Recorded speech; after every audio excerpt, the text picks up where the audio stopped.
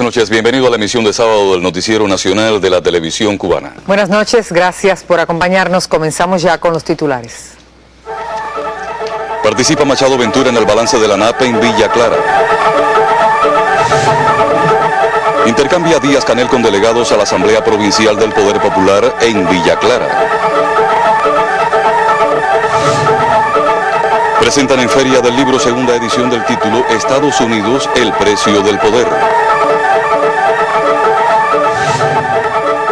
Sesionó este sábado en La Habana el Pleno Nacional de la CTC con la presencia de Salvador Valdés Mesa.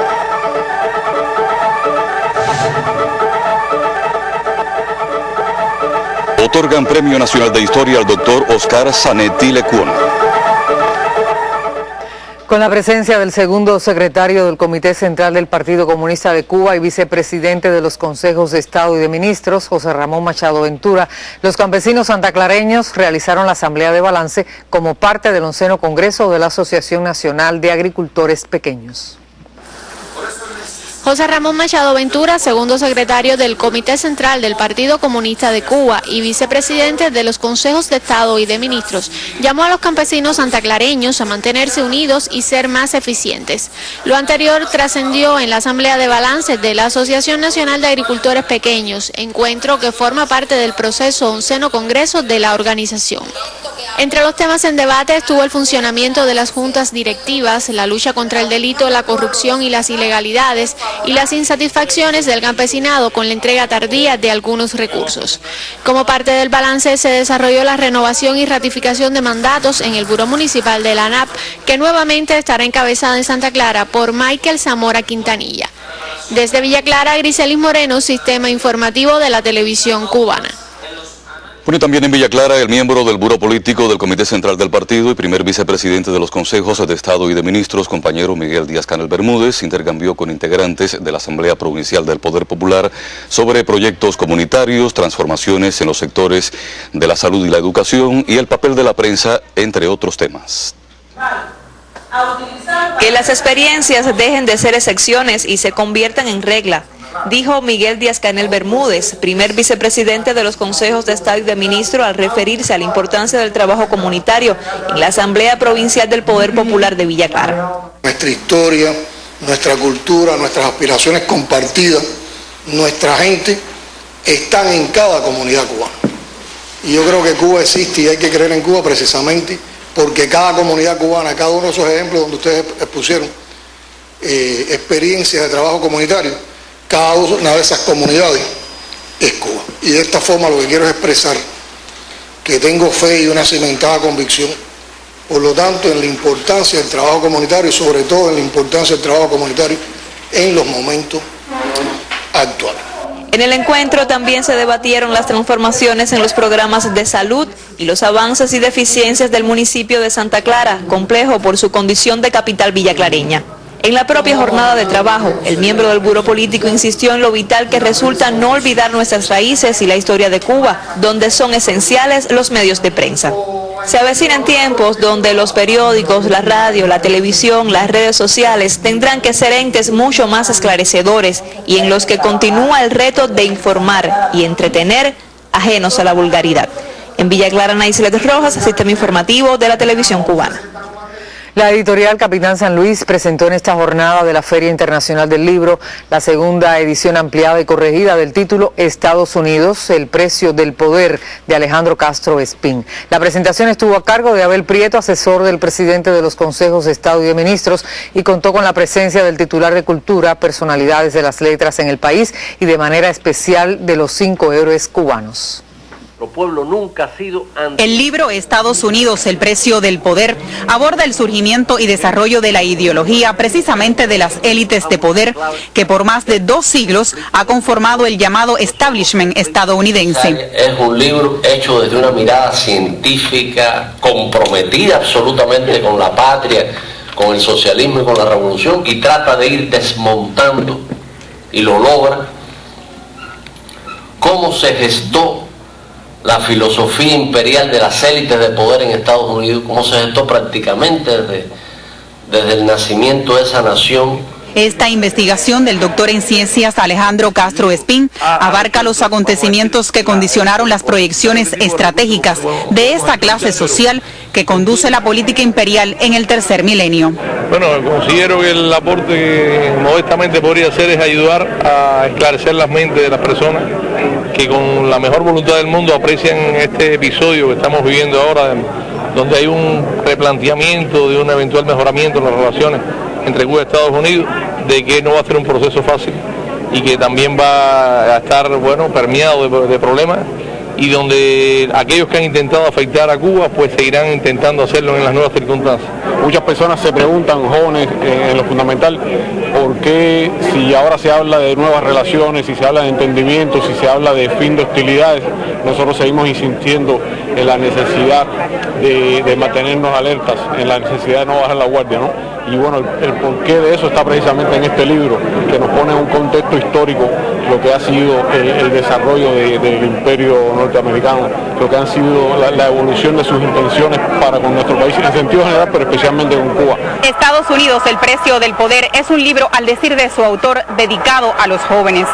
Un texto para comprender la esencia imperial de las élites que aún pretenden dominar el poder mundial a cualquier precio. Antonio Gómez y Talía González, Sistema Informativo de la Televisión Cubana. El moncadista artemiseño Gelasio Fernández Martínez fue sepultado este 21 de febrero. Al sepelio asistieron compañeros de lucha y fueron enviadas ofrendas florales de Fidel y Raúl. Ofrendas florales de Fidel y Raúl vinieron a coronar este 21 de febrero la memoria del moncadista artemiseño Gelasio Fernández Martínez. Durante las honras fúnebres, la Unidad Especial de las Fuerzas Armadas Revolucionarias custodió el féretro, hasta donde llegaron también sus compañeros de lucha. Siempre la caída de un compañero o la pérdida de un compañero por distintos motivos es dolorosa. Gelasio era un compañero que uno le tenía un afecto muy especial por su modestia, por su carácter, por su integridad, por su dedicación a la revolución. Gelasio siempre vivirá en el recuerdo, en el cariño, en el corazón, no solo de los artemiseños, sino de todo el pueblo de Cuba. Y no tenemos palabras con que expresarte mi sentimiento, el dolor de perder a un hermano como Gelasio. El sepelio tuvo lugar en su tierra natal, en el Panteón de los Caídos por la Defensa, donde desde hoy descansan los restos mortales de un hombre de pueblo, a quien sus hijos rinden homenaje porque saben apreciar su legado. Una herencia viva en la voz del poeta Jesús Horta Ruiz, cuando dijo: tocó Artemisa un rojo subterráneo clarín y saltaron sus héroes. Norby Montesino y Yarima Córdoba, Sistema Informativo de la Televisión Cubana.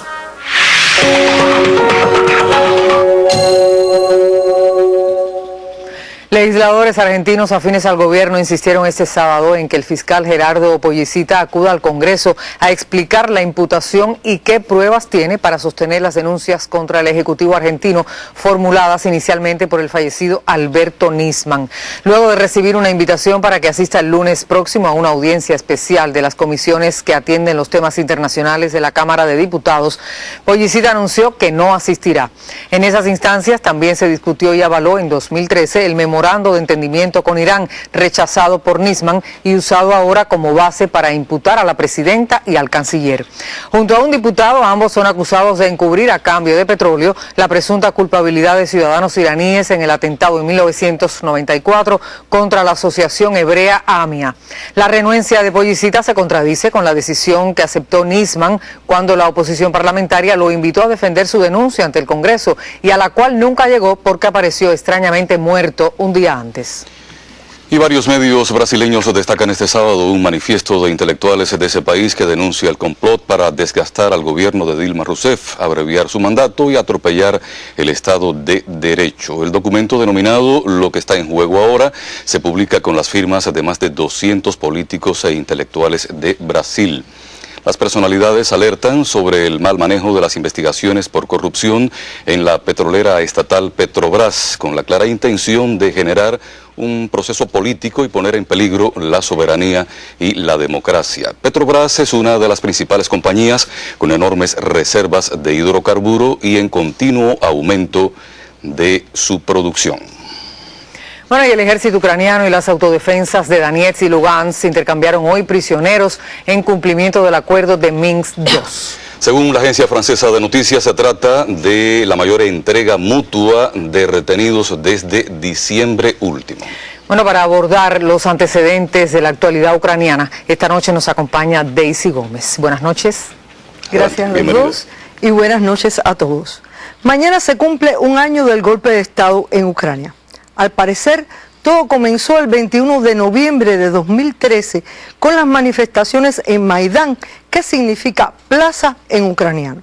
El aparente detonante de las protestas fue la decisión del entonces presidente Víktor Yanukovych de aplazar el acuerdo de asociación con la Unión Europea por considerarlo no beneficioso para el país económicamente, dadas las exigencias planteadas y las deudas que Ucrania ya tenía con el Fondo Monetario Internacional.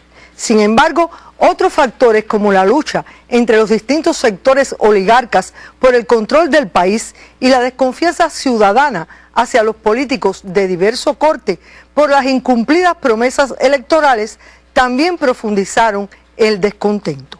Fue entonces cuando las organizaciones de ultraderecha del oeste ucraniano vieron la ocasión para radicalizar las protestas.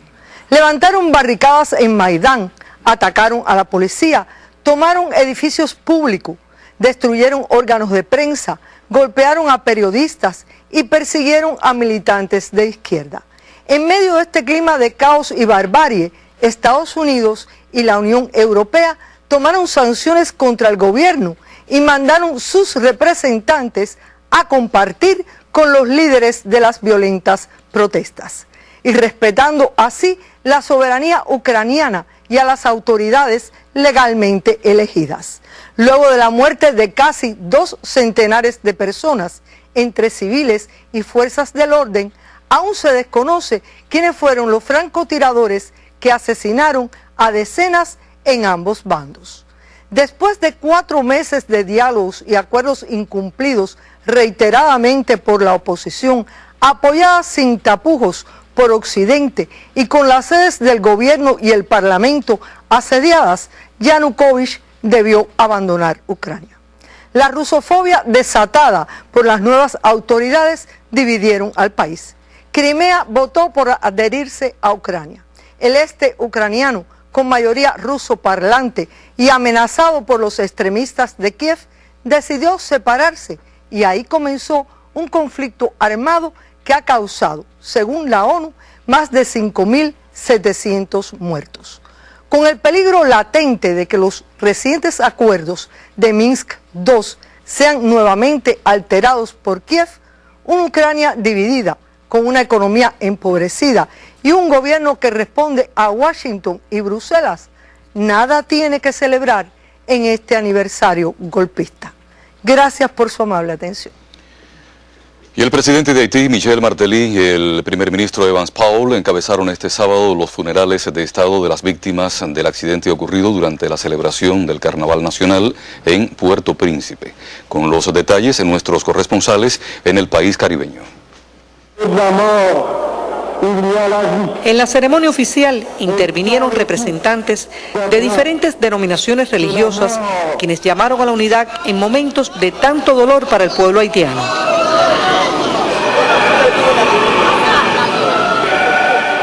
El lamentable accidente, en el que fallecieron 18 personas y 78 resultaron heridas, tuvo lugar el pasado martes, cuando una carroza que participaba en el desfile del segundo día de carnaval derribó un cable de alta tensión, lo que provocó la gran tragedia.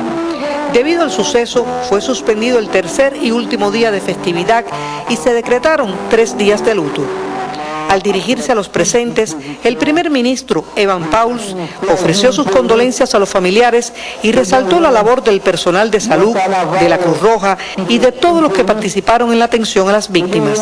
Agradeció también a la comunidad internacional por su solidaridad en un momento de tanta tristeza.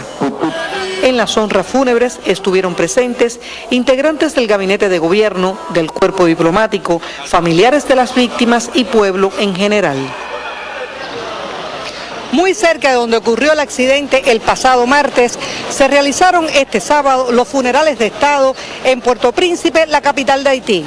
Desde donde reportamos Carlos Rodríguez, Legnoy Borrell y Norma Marta del Río, Sistema Informativo de la Televisión Cubana.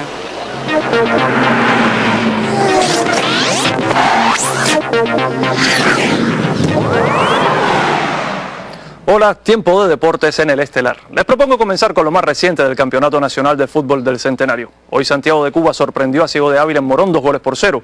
Villa Clara derrotó 1-0 a Las Tunas en Manatí.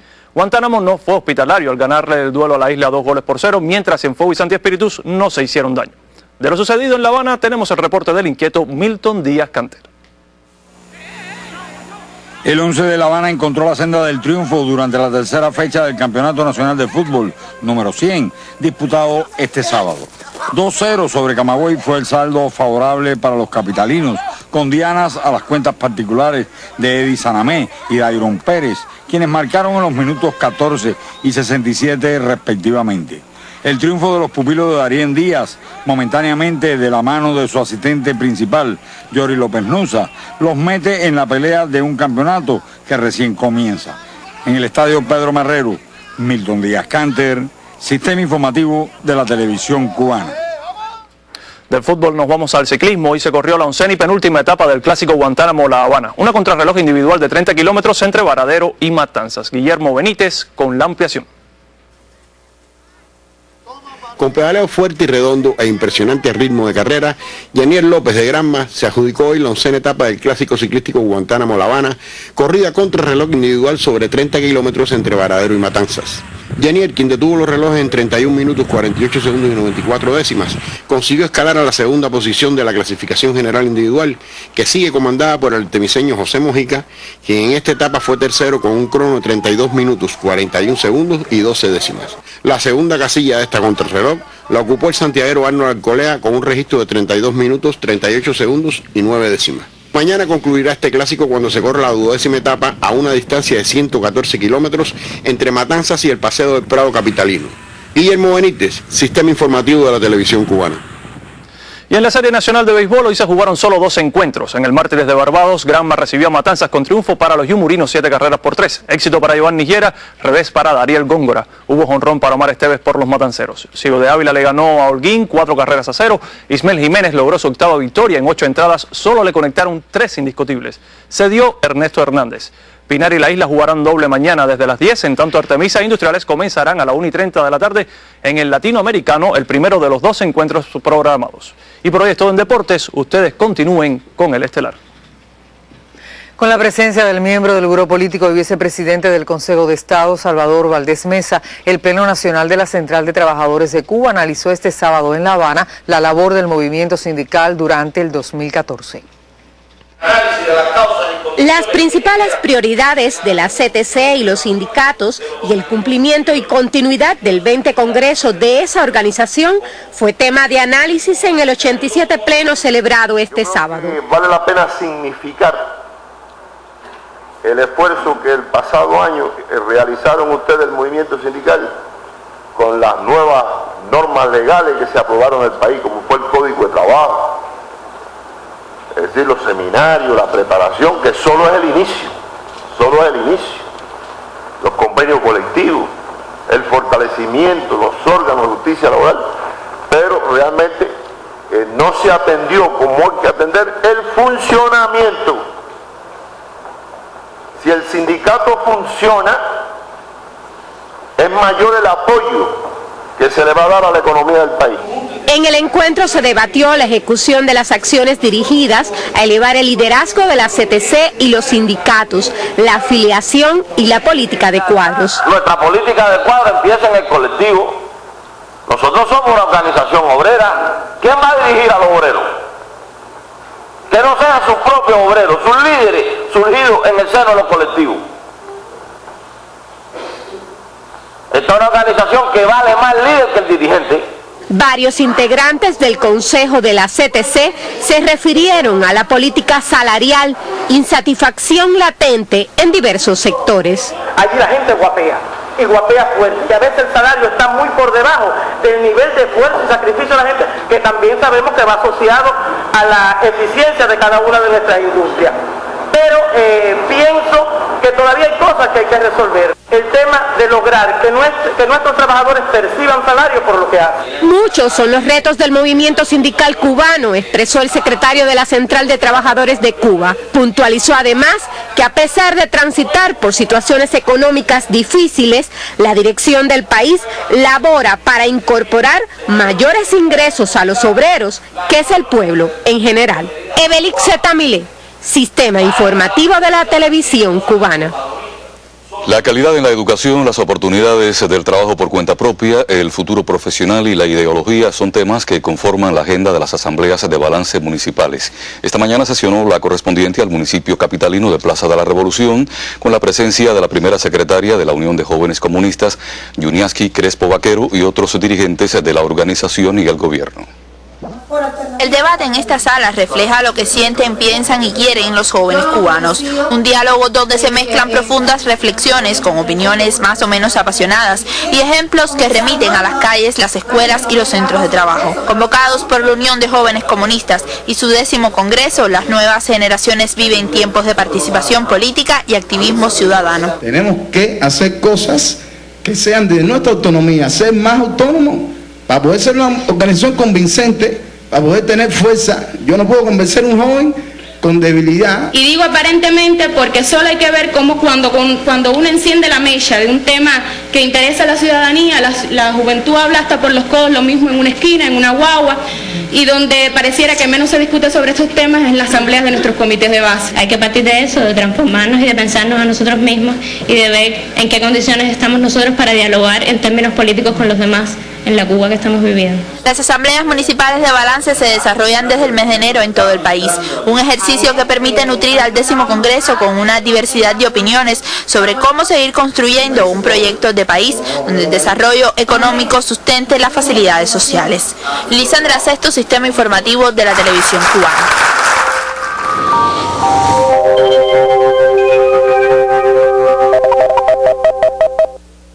Hola, ¿qué tal mis amigos? La pasada madrugada volvió a ser fría, aunque claro, no tanto como las 2 madrugadas anteriores. Ya lo habíamos dicho, la tendencia es ir subiendo poco a poco la temperatura, pero no obstante, anoche hubo frío también y las temperaturas más bajas se registraron en Mayabeque, que tuvo Tapaste 8.2 grados y Bainoa 8.4. Hay alguna nubosidad todavía sobre el territorio nacional y se pronostica que en las próximas horas de la mañana pues tendremos sol y algunas nubes, cielos parcialmente nublados.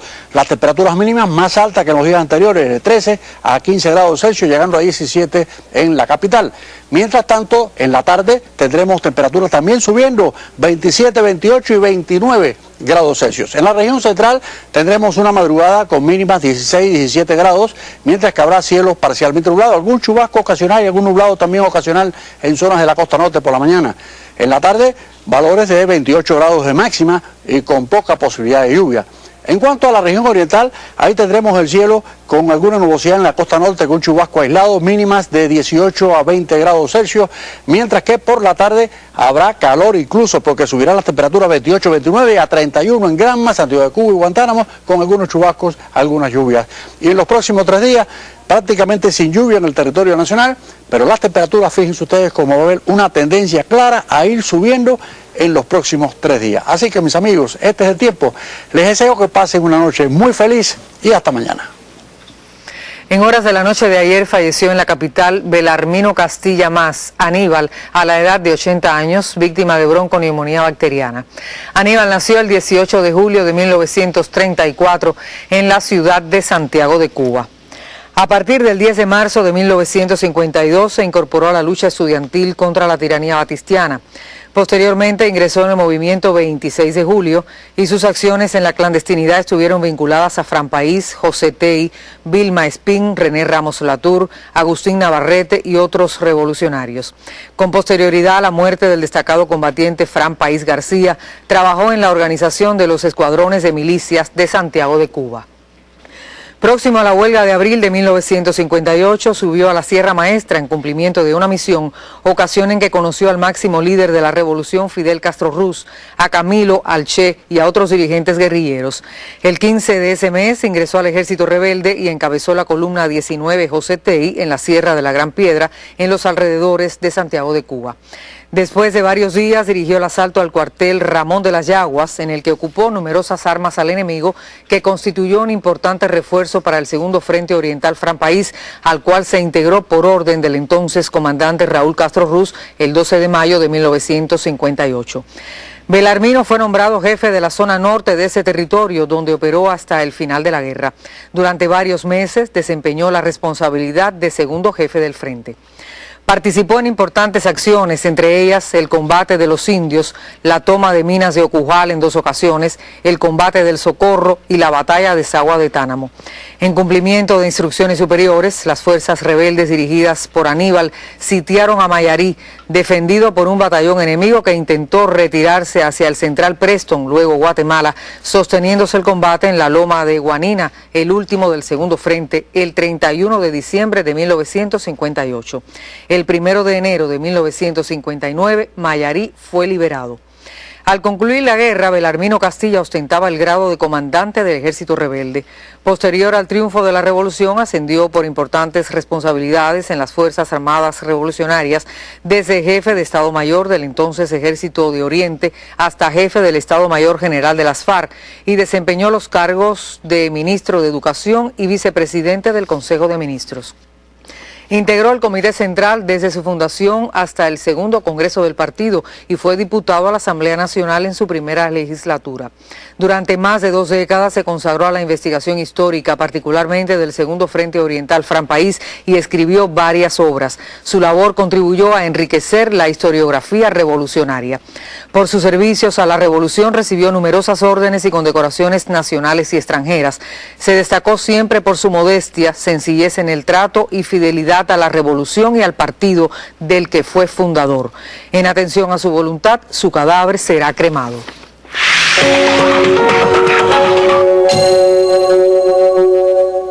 Cada año la Feria del Libro entrega premios a personalidades cubanas y extranjeras que han destacado por su aporte a la cultura. Durante la tarde de este sábado le correspondió a una disciplina sin la cual es imposible comprender el presente ni diseñar el futuro, la historia. En el marco de la 24ª Feria Internacional del Libro, la Unión de Historiadores de Cuba entregó los galardones que cada año reconocen el quehacer de sus miembros más destacados, los premios Ramiro Guerra correspondientes al año 2014. En la categoría Biografía se alzó con la distinción el texto Virne, el verso de la patria, del investigador matancero Urbano Martínez Carmenate. En ensayo historiográfico fue premiado Nadie puede ser indiferente, Miradas a la guerra, de Elda Cento Gómez. El premio de crítica histórica José Luciano Franco lo alcanzó del Látigo y el Jornal, Apuntes sobre la esclavitud en el Camagüey, también de la doctora Elda Cento Gómez. En la categoría de premio a la crítica histórica Fernando Rodríguez Portela, resultó ganadora la joven autora Malena Balboa Pereira con su libro Contra la indiferencia oficial, José María Chacón y Calvo. En la culminación del acto fue entregado el Premio Nacional de Historia al doctor Oscar Zanetti Lecuona en reconocimiento a la obra de toda la vida. La Unión de Historiadores quiso dedicar este año los premios al doctor Oscar Loyola Vega, recientemente fallecido. Dailín Herrera, Genma Carballo y Sirenay Chong, Sistema Informativo de la Televisión Cubana. En el contexto de la 24ª edición de la Feria Internacional del Libro de La Habana, se presentó el documental Chávez y Fidel para siempre, del realizador Roberto Chile y la periodista Fabiola López. El audiovisual se realizó con la colaboración de la empresa de tecnología de la información y servicios telemáticos. Cada imagen, sonido o secuencia captada por el lente de Roberto Chile se convierte en una huella imborrable del legado de 2 hombres en su empeño de unir a la América toda. El documental Chávez y Fidel para siempre es testimonio épico de la amistad entre 2 pueblos con sus líderes al frente. Con este DVD, documental y fotografías recorremos, o por lo menos le cantamos, evocamos, hacemos un homenaje a la amistad de Chávez y Fidel.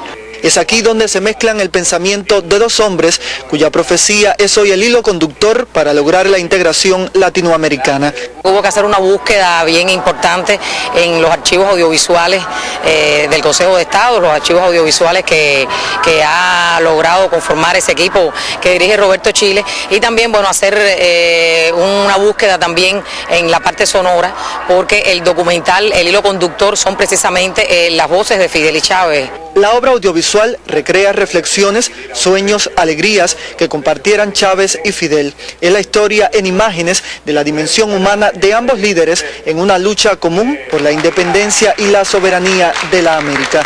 El documental Chávez y Fidel hasta siempre del realizador cubano Roberto Chile incluye además una galería de fotos con encuentros relevantes que sostuvieran los líderes de la Revolución cubana y venezolana. También puede encontrar una versión online. Raico Escalante, Sistema Informativo de la Televisión Cubana. La epidemia de ébola ha comenzado a ceder en Liberia, así lo demuestran los registros de la última semana, un periodo en el cual solo se confirmaron 2 casos en ese país. En consecuencia, las autoridades gubernamentales declararon abiertas las escuelas y establecimientos públicos a fin de recuperar paulatinamente la vida social y económica de la nación. El gobierno liberiano ha agradecido a los médicos y enfermeros cubanos que aún se mantienen allí y significado su decisivo aporte en la contención de la enfermedad. Con la satisfacción por el deber cumplido, uno de nuestros cooperantes en ese país escribió un mensaje a sus amigos del noticiero. Nuestro amigo Tomás nos ha escrito hoy.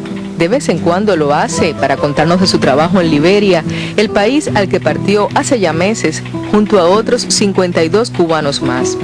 Pero este ha sido el mensaje más alegre de todos los enviados por este médico pinareño para que sus amigos del noticiero sepamos de él. Dice que cada vez son menos los pacientes que llegan a sus manos en el centro de atención de Monrovia. Por eso le escribimos enseguida.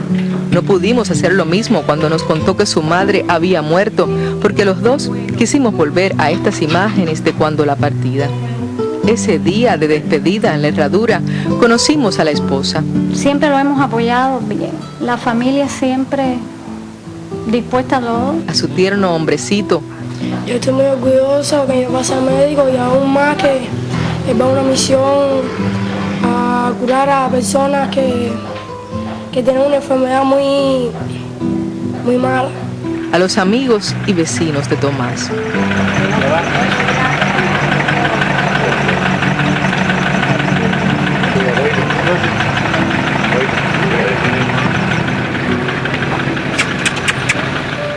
Tampoco faltó el nudo en la garganta, típico de los momentos en los que chirría el universo.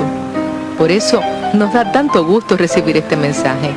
La misma sensación deben estarla sintiendo los familiares de los 52 restantes cooperantes cubanos en Liberia.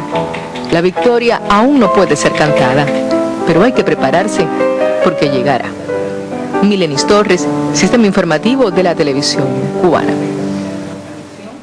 Y así concluye la emisión estelar. Muchísimas gracias por acompañarnos y muy buenas noches. Gracias y buenas noches.